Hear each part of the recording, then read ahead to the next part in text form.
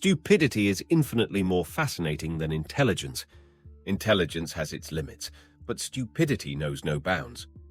This thought introduces the intriguing and universal theme of this video: human stupidity, a subject that Italian economist and historian Carlo Cipolla explored in depth, formulating his famous 5 fundamental laws of human stupidity. Carlo Cipolla was born on August 15, 1922, in Pavia, Italy. From a young age, he showed a keen interest in history and philosophy, enrolling in the Faculty of Political Science at the University of Pavia in 1940. During his studies, under the influence of Franco Borlandi, a specialist in medieval economic history, Cipolla discovered his passion for economic history. He graduated in 1944 with honors and special distinction. At just 27 years old, he obtained a professorship in economic history at the University of Catania, marking the beginning of a brilliant academic career that led him to teach at several Italian universities, including those in Venice, Turin, Pavia, and the prestigious Higher Education Institute in Pisa. In 1953, thanks to a scholarship, he moved to the United States, where 4 years later he became a professor at the University of California. His international career also saw him teaching at prestigious academic institutions in France, Belgium, Sweden, Germany, Spain, and England. Beyond this, he was a member of renowned academies and societies dedicated to research and the advancement of knowledge. In 1995, he was awarded the Balzan Prize for Economic History, a recognition of his significant contribution to the field. His literary output is vast and diverse, spanning from economic history to sociology. One of his most well-known contributions to the general public is the essay The Basic Laws of Human Stupidity, first published in 1976.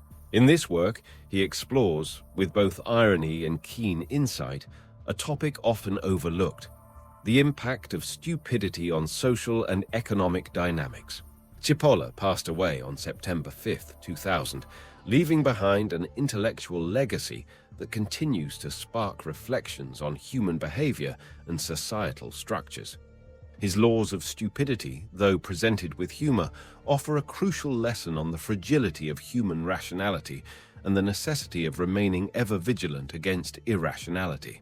Cipolla divides individuals into 4 categories: the helpless, who sacrifice themselves for the benefit of others; the intelligent, who create mutual benefit; the bandits, who enrich themselves at the expense of others; and the stupid, who harm both themselves and those around them, for no apparent reason.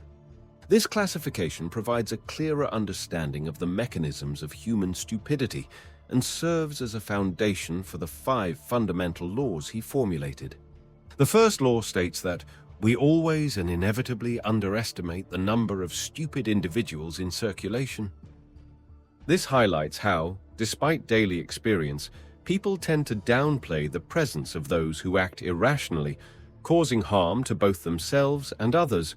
It serves as a warning to recognize that stupidity is far more widespread than one might think and often appears in the most unexpected moments and places.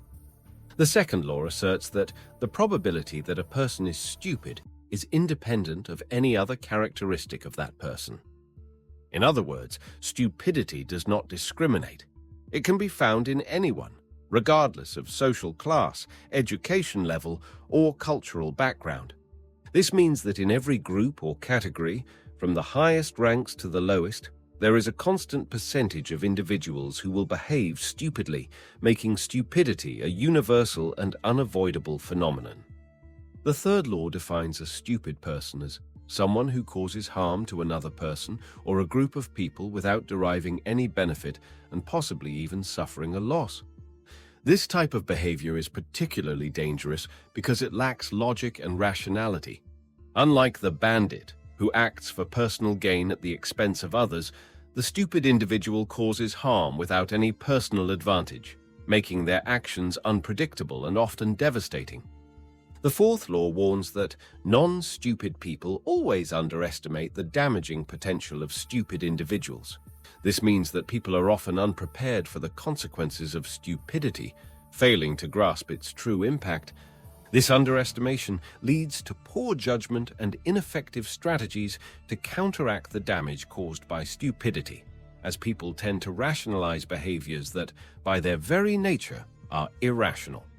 The fifth law states that a stupid person is the most dangerous kind of person. While a bandit or a malicious individual may act with a clear goal and a predictable pattern, the stupid person is completely unpredictable.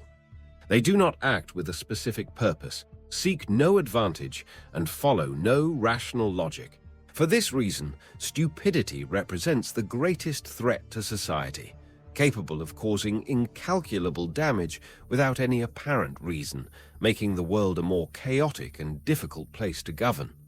To better understand the role of stupidity in social dynamics, it is essential to consider the concept of collective stupidity. History provides numerous examples of irrational decisions made by those in power that have led to economic, political, and military disasters. The most common mistake is believing that intelligence or education offers protection against stupidity, when, in reality, Cipolla demonstrates that no social class is immune to it. One particularly interesting aspect of Cipolla's theory is the relationship between stupidity and power. According to the author, the more influential a person is, the greater the damage they can cause if they are stupid. This explains why incompetent figures in positions of power are so dangerous. Their reach amplifies the consequences of their poor decisions. Cipolla provides examples of political leaders, bureaucrats, and generals whose actions have led to disasters on a national scale. But is there a way to protect ourselves from stupidity? Cipolla suggests that awareness is the first line of defense. Recognizing stupidity and accepting it as a constant presence in society is the first step in minimizing the harm it can cause. Another key element is critical thinking, the ability to analyze information objectively without being influenced by cognitive biases or social pressures. Education and access to reliable information can help mitigate the effects of stupidity, but they cannot eliminate it entirely. A final reflection concerns how stupidity manifests in the modern world. With the rise of social media, irrational behavior has an even greater impact, spreading rapidly on a global scale. Fake news, conspiracy theories, and irrational collective decisions are modern examples of how stupidity can influence entire societies. If Cipolla had observed the digital age, he would likely have reinforced his theories even further. If stupidity is truly the greatest threat to human progress, the real question is, can it ever be contained, or are we doomed to suffer its consequences?